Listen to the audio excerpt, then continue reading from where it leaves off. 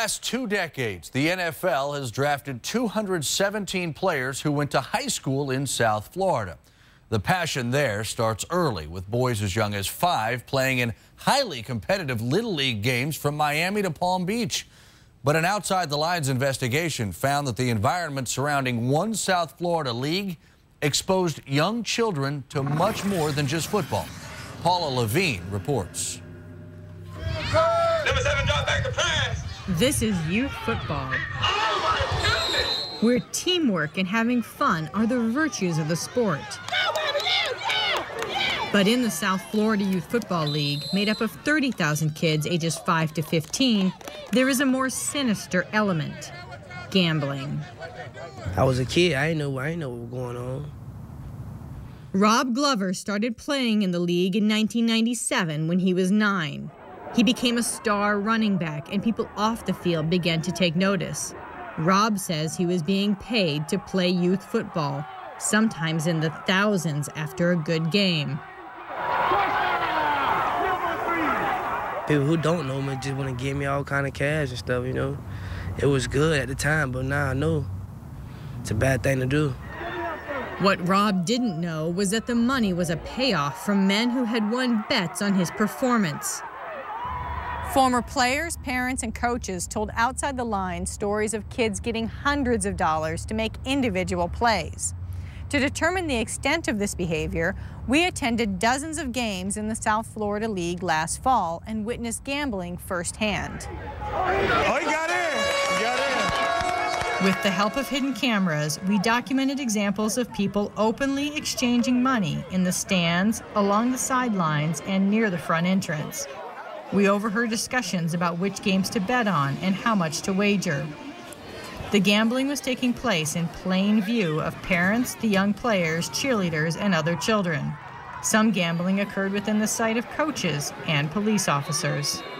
You hear from hundreds of dollars, $10, till you hear thousands of dollars, 10,000, 20,000 you may hear on a football game. Ron Thurston has been a head coach in the league since 2005. He is also a Broward County Sheriff's deputy and says gamblers have tainted the game. It's big now with drug dealers. It's like everyone had a passion for something. Now drug dealers love youth league football. This is my league. Anything happens in this league, comes to the top. Have a good game, fellas. Mike Spivey, a part-time referee and local elementary school teacher, has been president of the South Florida Youth Football League for 3 years. He told us he wasn't aware that gambling was a problem at league games, but then we showed him our video. It's just bad for the other fans that are there, that's there to have a good time. To see that type of stuff it's heartbreaking, it's alarming. You see these guys here are exchanging cash, and there's a police officer standing right behind them. What does it tell you that they are engaged in this activity right in front of an officer? I really have a problem with that, seeing this now with a police officer standing right there and seeing this type of activity going on right here. Something needs to be done. We showed our video to Fort Lauderdale Police Chief Franklin Adderley. This type of open behavior is unacceptable and should not be in a crowd where you have young kids participating in a sport. Adderley says the officer in our videos was busy monitoring other activity in the stands, which can get rough as the crowd builds. Regardless, he says there is no place for gambling in youth football.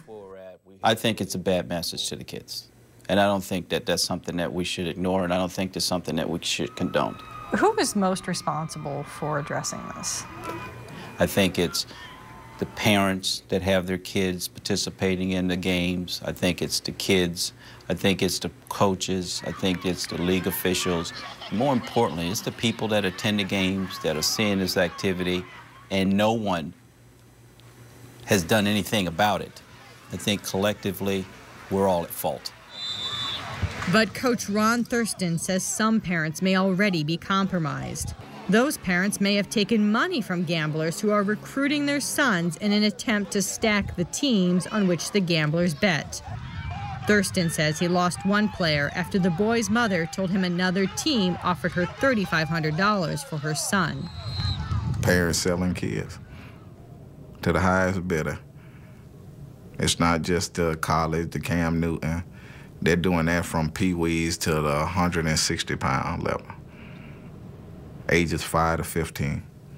Osbert Small, whom friends call OZ, is a bail bondsman in South Florida and has been a coach and youth recreation leader with the city of Pompano Beach for more than 20 years.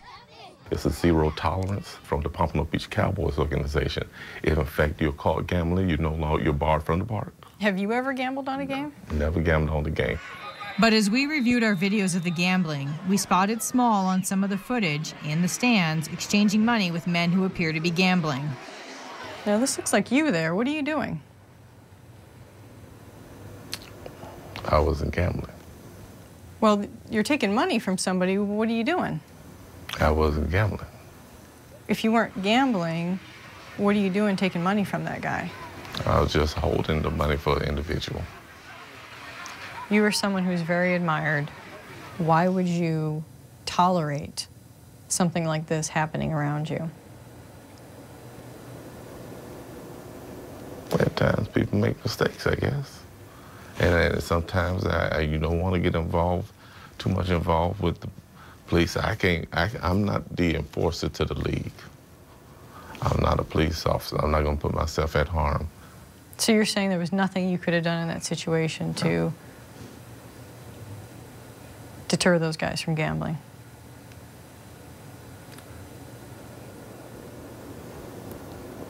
Maybe I probably could have said something that deterred them from coming around me. But as far as that gambling goes, they were gonna do it. If one of your kids, who you coach and you mentor, asked you, what were you doing here, what would you say? I said, I made a mistake. One of Small's former players is Rob Glover, who took money from gamblers as a boy. When we last caught up with Rob, he was at a court hearing for a probation violation. Upon his release from jail, Rob says he plans to spend more time coaching his 6-year-old son and working on overcoming his past. He is now 23, but every once in a while, Rob says he still hears from the guys who used to bet on him. Right now they just tell me, boy, you want me so much money and this and that. Oh, boy, you bought me a house, you bought me a truck. It made me feel good, but at the same time, I don't see nothing out of it. In the long run, I ain't never get none. Only thing I got was a couple $1,000, you know what I'm saying, down the drain, going down the drain again tomorrow. Money like paper, it blows. League President Michael Spivey said any coach or league official caught gambling next season will be terminated for life. The law enforcement officials we spoke with said they have a plan of attack this fall to crack down on gambling by increasing security presence at games, removing gamblers from the parks, and using undercover officers to make some arrests.